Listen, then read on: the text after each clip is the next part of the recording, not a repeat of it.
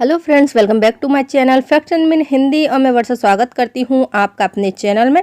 तो फ्रेंड्स, पिछले कुछ दिनों से हम नाक से रिलेटेड वीडियोस बना रहे हैं, नोजल प्रॉब्लम, साइनस वगैरह। तो आज हम बात करेंगे कि नाक में सूजन क्यों होती है और इसके लिए क्या सिम्टम आते हैं और क्या ट्रीटमेंट हो सकते हैं। तो अगर आपको ये वीडियो की जानकारी पसंद आती है तो वीडियो को लाइक करना, शेयर करना, हमारे चैनल को सब्सक्राइब करना।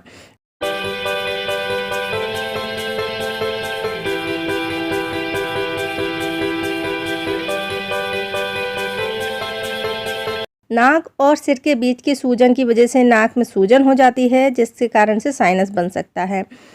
तो जो सूजन होती है इसे ही हम नाक की सूजन कहते हैं। ट्रीटमेंट लेने के बाद नाक की सूजन की समस्या 3 महीने या फिर उससे अधिक समय तक बनी रहती है।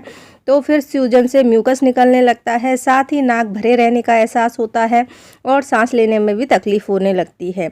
तो नाक की सूजन के कारण से आपकी आंख के आसपास भी सूजन आ सकती है। तो नाक की सूजन को ठीक करना बहुत ज़्यादा ज़रूरी हो जाता है और नाक में जो पॉलिप्स बन जाते हैं इसी सूजन के कारण से, फिर उन्हें सर्जरी करके निकलवाना पड़ता है या फिर आपको साइनस की प्रॉब्लम हो जाती है। तो जो हमारी नाक की लाइनिंग होती है उसमें सूजन हो जाता है और ये काफ़ी लंबे समय तक बना रहता है, तो फिर हम इसे क्रोनिक इन्फेक्शन कह सकते हैं या क्रोनिक राइनाइटिस कहते हैं। तो इस पर राइनाइटिस पर हम पहले भी वीडियो बना चुके हैं, अगर आपने वो नहीं देखी हैं तो आप उन्हें देख सकते हैं। तो नाक की सूजन एडल्ट में भी होती है और बच्चों में भी होती है। तो इसको होने के क्या रीज़न हैं और ये क्यों हो जाती है और इसके क्या सिम्टम होते हैं।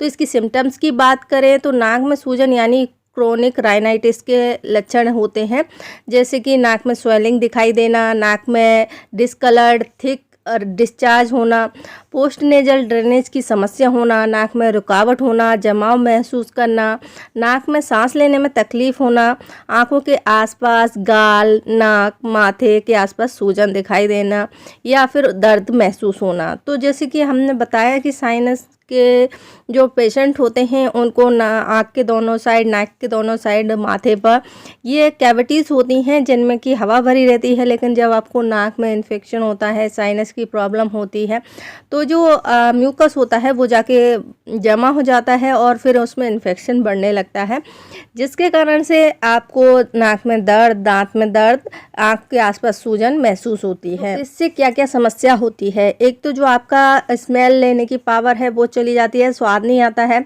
नाक में सूजन होने के कारण से आपको कान में दर्द हो सकता है। कान में अगर नाक में लगातार बहुत दिनों तक सूजन रहती है तो इसका असर आपके कान पर पड़ता है और कान में दर्द की समस्या हो जाती है। ऊपरी जबड़ों में खुजली होती है, ये मुंह के अंदर की तरफ ऊपर जो जबड़े होते हैं उनमें खुजली का एहसास होता है और ये खुजली नाक में सूजन की वजह से हो सकती है। नेक्स्ट होता है गले में खराश होना। जब आपकी नाक में सूजन होती है और वो काफ़ी लंबे समय तक बनी रहती है तो इसमें आपको गले के अंदर खराश महसूस होती है और आप स्वेलिंग का एहसास होता है और साथ साथ में आपको सर्दी जुकाम की वजह से भी लोगों को ये समस्या हो जाती है, तो इसके कारण से खांसी भी हो सकती है। नाक की सूजन के कारण से आपके मुंह में बदबू भी आने लगती है, क्योंकि हमारा सांस लेने का जो सिस्टम है वो सही नहीं काम कर पाता, सूजन रहती है, इसके कारण से मुंह में बैक्टीरिया ज़्यादा बनने लगते हैं और मुंह से बदबू आने लगती है। वैसे तो क्रोनिक साइनाइटिस और एक्यूट साइनाइटिस के जो सिम्टम होते हैं समान ही होते हैं।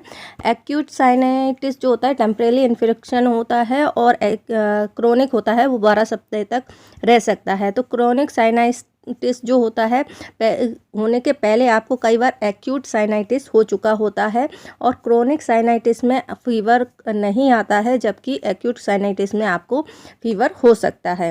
तो अब बात कर लेते हैं नाक में सूजन होने के कारण क्या होते हैं। नाक में स्वेलिंग, साइनस के अंदर टिश्यू जो होते हैं उसमें म्यूकस की वजह से ब्लॉकेज हो जाते हैं और अगर किसी को ये लंबे समय तक बने रहते हैं तो ये सिम्टम आपको दिखाई देते हैं, जैसे कि एलर्जी के कारण भी नाक में सूजन आ जाती है या केमिकल्स के कारण भी सूजन आ जाती है। नेजल पॉलिप्स में टिश्यू की जो ग्रोथ होती है और जिसके कारण से सांस लेने में तकलीफ होती है, इससे भी आपके नाक के आसपास सूजन होती है। नाक में किसी तरह का इन्फेक्शन हो, वायरल या बैक्टीरियल, या फेफड़ों में इन्फेक्शन हो, रेस्पिरेटरी ट्रैक इन्फेक्शन हो, तो भी आपके नाक में सूजन आ सकती है। साथ ही नाक में म्यूकस निकलने की समस्या भी आपको होती है। इसके अलावा अस्थमा के कारण भी नाक में सूजन हो सकती है और इसके लिए ट्रीटमेंट कराना ज़रूरी हो जाता है। तो जिन लोगों को भी राइनाइटिस, अस्थमा या बार बार एलर्जी की समस्या है, उनको ये हो जाता है। अस्थमा वालों को क्रोनिक इन्फ्लामेशन के कारण से होता है। सिस्टिक फाइब्रोसिस के कारण से भी आपकी नाक में सूजन आ सकती है, जिसके कारण शरीर में बलगम बनता है, ठीक से निकल नहीं पाता और ये बैक्टीरिया इन्फेक्शन होता है। तो नाक की सूजन के लिए क्या क्या ट्रीटमेंट होते हैं? तो नाक की स्वेलिंग है और कोई समस्या नहीं है तो इसके लिए आप कुछ ट्रीटमेंट ले सकते हैं जो आपको शॉर्ट टर्म रिलीफ देते हैं, और इसके लिए कुछ घरेलू उपचार भी किए जा सकते हैं। साथ ही साथ आप मेडिकेशन पर भी ध्यान देते हैं तो उससे भी नाक में होने वाली स्वेलिंग से काफ़ी राहत मिलती है, क्योंकि ये आपके जो नाक की सूजन की समस्या है उसको से निजात दिलाता है। साथ ही सिर दर्द के प्रेशर से छुटकारा भी दिलाता है। कुछ मेडिसिन हैं जो दी जा सकती हैं, आइबुप्रोफेन, एसिटामिनोफेन, और इस समस्या से निजात पाने के लिए काफ़ी उपयोगी होती है। इसके अलावा कार्टिकोस्टेरॉइड भी नाक में दिया जा सकता है, स्प्रे यूज़ करने के लिए दिए जाते हैं, जो कि आपकी नाक की सूजन को कम करने में मदद करते हैं। इसके अलावा ओटीसी स्प्रे में फ्लूटिकासोन और मोमेटासोन भी दिया जाता है। तो ये दवाई है आपके नोजल के पॉलिप्स को छोटा करती है, और इसके अलावा एंटीबायोटिक्स भी दिए जा सकते हैं। तो अगर आपको एलर्जी के कारण नाक में स्वेलिंग है, तो क्रोनिक साइनाइटिस एलर्जी के कारण हुआ है, तो आपको कुछ एलर्जी की दवाई भी दी जा सकती है। तो ये सभी चीज़ें आपके नाक में होने वाली सूजन को कम करने का काम करती है। तो आई होप आपको जानकारी पसंद आई होगी। अगर जानकारी पसंद आई है तो वीडियो को लाइक कीजिए, शेयर कीजिए, हमारे चैनल को सब्सक्राइब कीजिए। नेक्स्ट वीडियो में हम बात करेंगे कि कुछ घरेलू उपचार जो कि आपकी नाक की सूजन के लिए कारगर है और उन्हें आप घर पर कर सकते हैं।